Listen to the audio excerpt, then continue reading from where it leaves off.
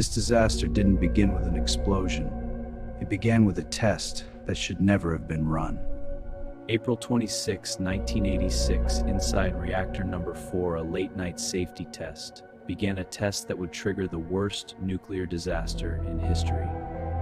To perform the test, critical safety systems were deliberately disabled, removing protections designed to prevent exactly what was about to happen. The reactor's power suddenly dropped, entering a dangerously unstable state, where control became unpredictable and highly volatile. To regain power, operators removed too many control rods, pushing the reactor far beyond safe operating limits.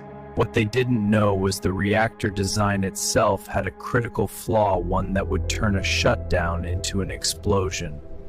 At exactly 1:23 a.m., the emergency shutdown button was pressed, a decision meant to stop the reaction, but it triggered something far worse. The control rods accelerated the reaction instead of stopping it, causing a sudden and uncontrollable power surge within seconds. The reactor exploded, tearing apart the building and exposing the nuclear core directly to the open air. Graphite ignited instantly, burning with an unnatural glow, releasing radioactive particles into the sky with every second it burned. A radioactive plume rose into the atmosphere, carried by the wind across borders, spreading contamination far beyond the site. Within hours, radiation spread across Ukraine, Belarus, and Europe, silently reaching millions before any official warning. In the nearby city of Pripyat, morning arrived peacefully, unaware that radioactive particles were already settling across the entire city. No alarms sounded, no evacuation orders were given. Life continued normally under a radioactive sky no one could see.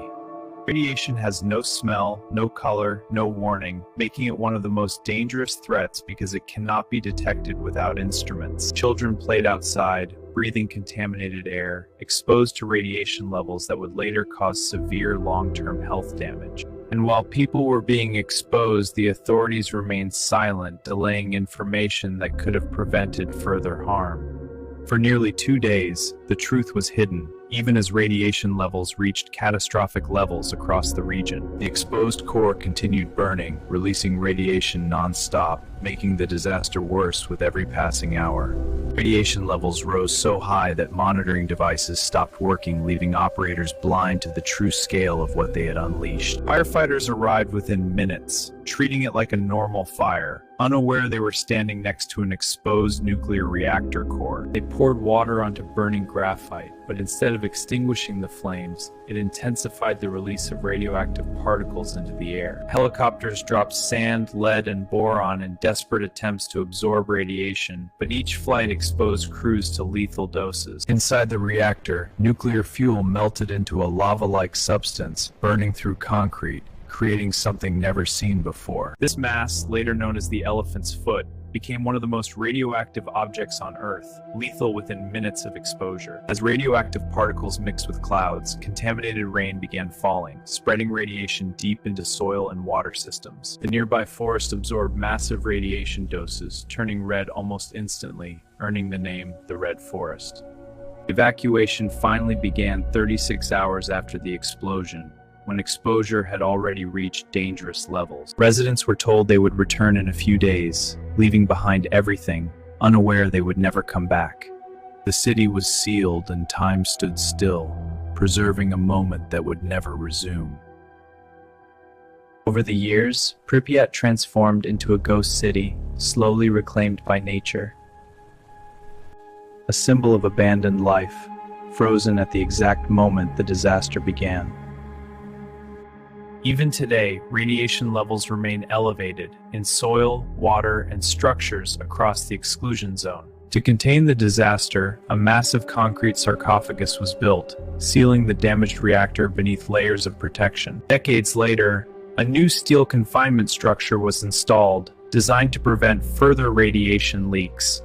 But the land itself remains contaminated, making permanent human settlement impossible in large areas. Wildlife returned to the region, adapting to an environment still affected by radiation. The impact reached far beyond Ukraine, affecting millions across Europe through air, water, and food chains. Chernobyl remains one of the most dangerous locations on Earth, decades after the explosion. A silent reminder of how quickly control can be lost and how long consequences can last. On April 26, 2026, the disaster marks 40 years, yet its effects are still present. 40 years later, the question remains, have we truly learned from what happened here? Because radiation does not disappear, it lingers long after the event itself. And when ignored, the same mistakes can happen again.